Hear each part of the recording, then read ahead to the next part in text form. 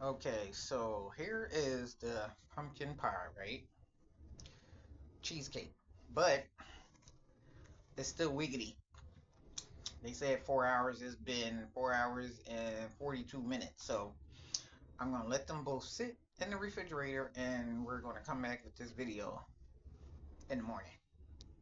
Okay. Okay. And I'm getting ready.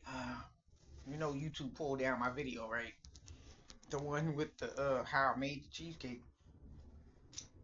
I still gotta upload the breakfast one. So we shall see. We shall see.